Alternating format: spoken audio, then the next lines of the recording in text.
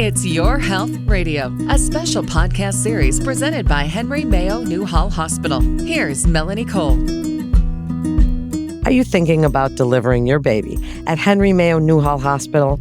Well, we're here to walk you through what to expect from the moment you arrive in labor and delivery to the time you head home with your newborn baby.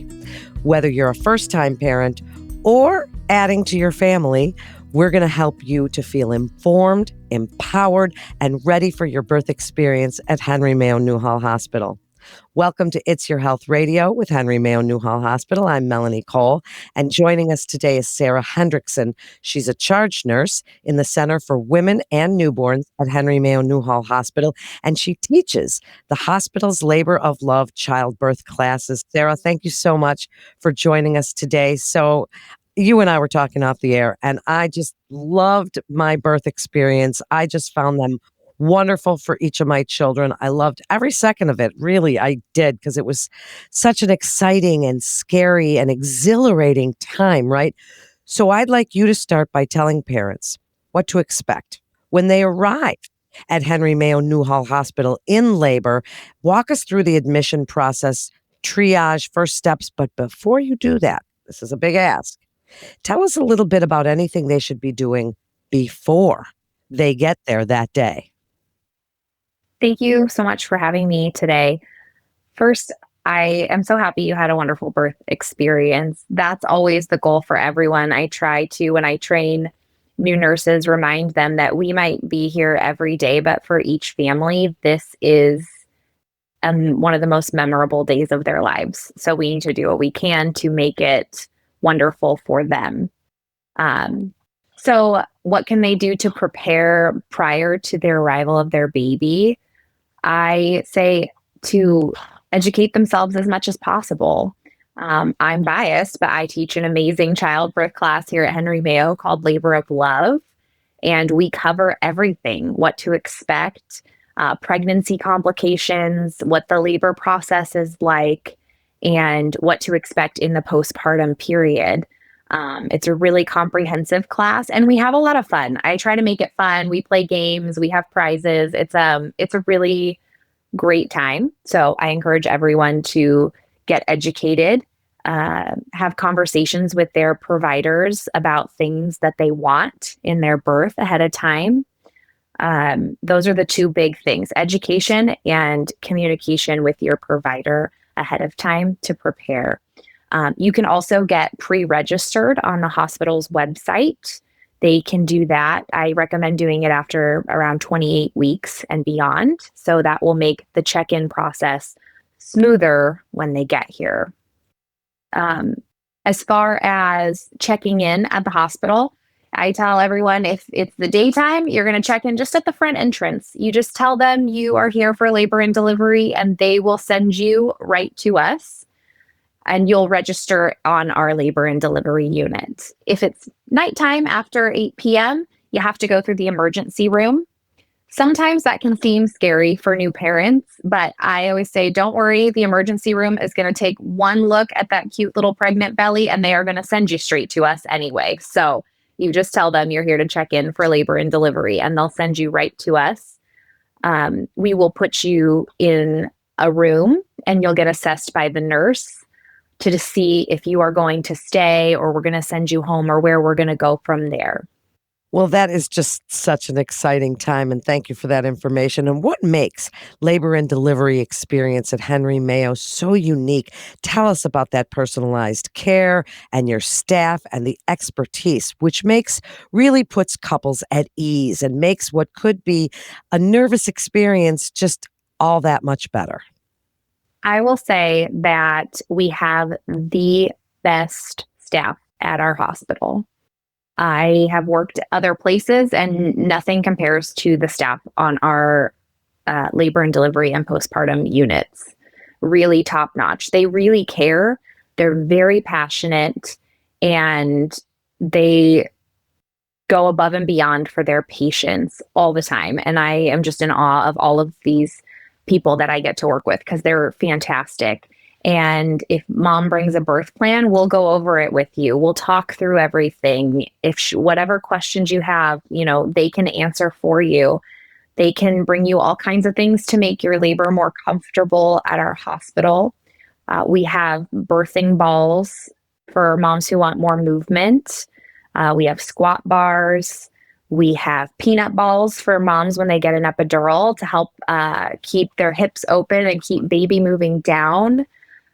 We have wireless monitoring. So these are all ways that the nurse can personalize the care. We also have these cool little patches that we can put on their gown that are essential oils, help calming for moms that are in labor. Isn't that lovely? And that's really what it's supposed to be, is a lovely experience. Now, tell us a little bit about some of the team. I mean, you're a charge nurse. Can you tell our listeners what that really means to be a charge nurse? And then tell us a little, you mentioned an epidural. So tell us about the anesthesiologists and what all goes into that more technical part of the labor and delivery. Yeah. I'm a charge nurse in charge of all of the labor and delivery and postpartum unit. So I'm overseeing everything. So we watch babies' heart monitors throughout the day to make sure babies are doing well. So my job is to watch all of the babies on the monitors, make sure they're doing okay, to assist when things aren't going well, to coordinate care when we need epidurals, when we need to go for a C-section. So that's what I do. We have on our team, we have nurses. Most of the time, our nurses are one-to-one with their patients. You really get that personalized care. We try our best, unless we're really busy, to keep our patients one-to-one in labor and delivery. We have OB techs, and they assist in the OR. They assist with instruments and setting up for our delivery tables. We have a one-to-one nurse for baby for the first 2 hours after baby's born. So mom will have a nurse and baby will have a nurse for those first 2 hours. And then we have our OBs, obviously, who do the deliveries. And then we have our anesthesiologists. We call them our drug dealers because they come in and they make moms very happy. Speaking of anesthesiology, tell us a little bit about pain management options. Some women want an epidural, some don't. I was an epidural girl. I must admit it. I was not. Oh, wow. Bless your heart, because I just was, I was not really ready for that. But, there are ways to prepare if you are someone who doesn't want that. But speak about those pain management options, including non-medicational options. Yeah. For moms who want to go unmedicated, I always encourage them to get education ahead of time, maybe even look into hiring a doula, which is a woman who's there just to exclusively support mom throughout labor. But your nurses will help you. I love helping patients using massage techniques, coaching them through the contractions. And even sometimes I'll try to teach the partners who are in the room with mom how to coach mom and how to help mom. So we kind of rally around her if she wants an unmedicated experience. And of course, if she wants an epidural, we have a fantastic anesthesiology team. They are on call for us 24 hours a day. So as soon as you call for an epidural, they're usually there within 30 minutes. They'll be there. They'll get it placed. We'll get you comfy. We'll let you take a nap till it's time to have your baby. I often get asked too if it's ever too late to get an epidural. And the answer is, unless the baby is coming out of you, it is not too late for an epidural. I've even given them to a mom at 10 centimeters. She got her epidural. She took a nap. She woke up. We had a baby. That's so cool. Now, you mentioned partners and how you will help teach them how to calm mom and get her ready for the experience. What about support for partners and families? What can they expect as far as visitation? Who's allowed to be in the room? Tell us a little bit about the semantics involved in that. Yeah. So the primary support person, a lot of times it's the dad. They don't actually count as the visitor. So they are not counted in our visitor total. So they just get 24-hour access to be in the room, whoever mom chooses to be her primary support person. And then beyond that person, there's 2 visitors allowed at a time, and they can swap out as much as they want. So that is a total of 3 visitors. In labor and delivery, we don't have visiting hours. It's 24 hours a day because, as you know, babies kind of come when they come. So we don't have visiting hours on labor and delivery. However, in postpartum, it's 8 a.m. to 8 p.m. And children are allowed to visit if they're over 16. But the siblings of the baby, they don't count as visitors either. So new baby gets to meet their siblings in the hospital. That's one of the best parts, in my Yes. opinion, of having I a love baby. seeing them walk through with their little big brother, big sister shirts. It just makes me so happy.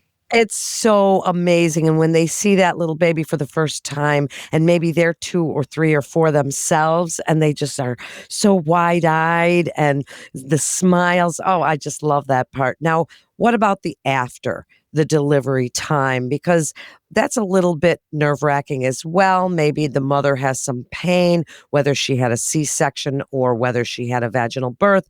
Tell us a little bit about the support involved in that postpartum time. Yeah. So the first couple hours after delivery, again, like I said, it's going to be one-to-one care. So there's a nurse for mom and a nurse for baby. So everyone's getting really quality care because your nurse can really help with anything that's going on in those immediate postpartum period. So the nurse for mom is going to be managing her pain, helping manage her bleeding, getting her medications, getting her juice, getting her up to the bathroom, all of those kinds of things. And the baby nurse in those first 2 hours is going to be responsible for helping with breastfeeding, getting baby latched on, making sure baby's vital signs are good, notifying your pediatrician that the baby is here, and doing footprints and just helping mom with whatever is needed for baby in those first 2 hours. She'll also give 2 medications to baby, erythromycin eye ointment that helps prevent newborn pink eye, and a vitamin K shot, which helps with blood clotting for babies. How long typically do mom and baby, and this is assuming that everything is really great and going well, how long do they stay in the hospital? If it's a vaginal delivery and everything went well, 24 hours. I often counsel parents, if they're choosing circumcision, that it might delay their discharge a little bit just because adding that on takes a little more time. But if everything's healthy and everyone's doing great, 24 hours for a vaginal delivery to 48 hours. And then for a C-section, it is, if everything went well, it's probably 2 days. Up to 4 days. If there's complications, they'll keep you a little bit longer. What a great episode this is. You're giving us so much to think about, and it's so joyful. Now, I don't want to get gross for the listeners, but there are things that we women go through when we've had a baby. And so I'd like you to kind of wrap up. I'd love you to tell us a little bit more about the Labor of Love classes, what to pack for the hospital, but also what you want moms to know about self-care, because we're constipated. We are throwing clots. Maybe we want to get back to exercise pretty quick. And then all of a sudden we're like, maybe I shouldn't have done that because, well, that's what I did. But, there are all of these things, but you're there to help us and say, okay, go take Colace or go do this or that. So I'd like you to wrap it up for us and really give your best advice.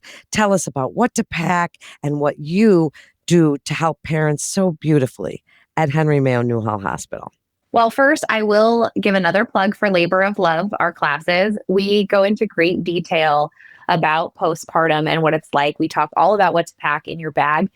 And I am a huge advocate for self-care after having a baby. I battled postpartum depression with my youngest daughter pretty badly for a long time. And I share my story of overcoming that postpartum depression. So I encourage anyone to sign up for Labor of Love. As far as a hospital bag, what I would recommend, comfy clothes for after delivery, comfortable little sandals because your feet are going to be like little sausages before you go home. You don't have to bring any medication. You don't have to bring any pads or underwear. We have disposable underwear and you're going to want it after baby. We have all the medications that you'll need. We have diapers, wipes, baby shampoo, all of that. Everything you could need for baby, we have. I just say to pack maybe a cute coming home outfit. So you can get that picture on the way out of the hospital, and a cute little blanket for baby for the way out of the hospital. But otherwise, we want baby skin to skin with mom. So they don't really need clothes or anything at the hospital. We just want them close with mom. And as far as my advice for moms who are expecting going forward, I always say, get off the internet. Get off the internet. There's a lot of really bad advice out there, and really just give yourself grace. I tell this in my class, you grew a human inside your body for 9 months, and then you moved that human being through your body or had them cut out of your body. And now you are responsible for feeding that human with your body. That is a lot for one person to go through. And give yourself grace. Talk to yourself like you would talk to your best friend if she were struggling. You would say, you're doing a great job. And that's what I would say to you too.